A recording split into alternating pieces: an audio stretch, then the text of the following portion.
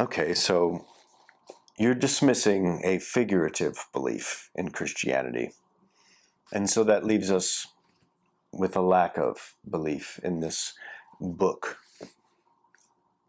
So we have some examples in history, historical examples where Christianity is removed from a society. And the pattern seems to be that something fills the void. In the Soviet Union, we had cult of personalities, we had communist ideology. In the de-Christianization of France, we had the cult of reason. Then they had the cult of supreme being, which was a little closer to religion, and then Napoleon banished all of it. So we actually don't know how the experiment would end, but from what I hear, it wasn't very successful. You've written a book, Goodness Without God, and I'd like a brief synopsis as to what you think can fill the void of Christianity. And so if a society is held together by this fictitious story, and there are redeemable values such as community, grieving over death, overcoming the fear of death, a sort of an ontological concept of where we are, and a sort of sense of morality, punishment for doing bad things that are beyond what the policeman can effectively enforce on us. Something after death that would punish us for doing sins here. And so whether or not this is true or not, clearly it does have some sort of value, because in its absence, other things seem to fill that void.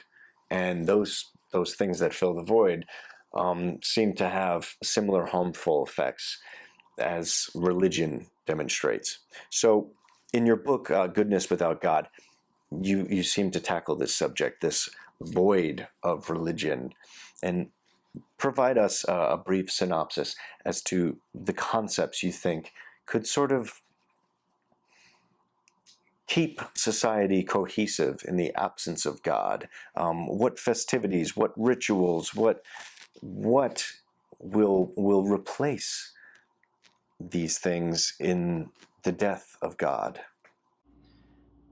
This is a problem that I tackled with from the beginning. When I was in the military and I was serving at sea, I was a sonar tech for the United States Coast Guard, did Arctic and International Water Patrol, and that was when I lost my faith. Now, when I say I lost my faith, I was a Taoist, so I wasn't even a Christian. But I had this faith in this sort of supernatural religion, this Taoism, and that I lost faith in it in the military. And there was a Christian evangelist who tried to convert me to Christianity, and said, "Okay, yeah, like I'll read your Bible." Since I can't. And his argument was like, "Well, if you haven't read it, how can you say that it's bad or whatever?" And I'm like, "Yeah, okay, it's fair. I read it."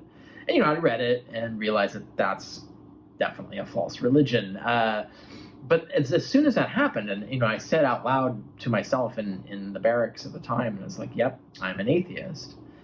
But immediately my question is well, then what is true? So for me, like there had to be something to replace it. And for me, the first question was, well, how do you figure out what replaces it, right? Like, how do you know? Like, you can't just jump to the next thing that makes you feel good, right? Like, that could be just as false. So how do you determine which things are true? And so that really, when I looked into how do you answer a question like that, well, the answer is philosophy. Like, that's what we developed as Western civilization, is that you sit down and you reason these things out, and then you test them. You come up with a theory and you test it and find out if it tests or if it tests out true or tests out false. And then you build your worldview that way. And so I started literally at sea in the Coast Guard, writing the book that would eventually become Sense and Goodness Without God. And the whole goal of that was not so much like what don't we believe, or like why we're atheists or whatever, but rather what do we believe in? Like what do we believe about the nature of the world? What do we believe about the nature of ourselves? What do we believe about how we should be as people? So morality, politics, art, aesthetics, beauty, like all, how do we answer all of these questions? There are answers. There's science on this. There's good philosophy on this. There's bad philosophy on it as well, but there's also good philosophy. So the question for me was, well, answer all these questions with evidence. Like, what can we back with evidence, and just build from there? And then rather than try and tell figurative stories that feel good, actually just spell out what it is that we think is true or false and test it and find out if it's true or false. And that's how you build a worldview. And we've been doing this since Aristotle. The Confucians in China, they have their own tradition doing the same thing, where they're just saying, well, we're not going to believe like oracles or revelations or holy scriptures or any of that stuff. None of that stuff's reliable. We know it's not reliable.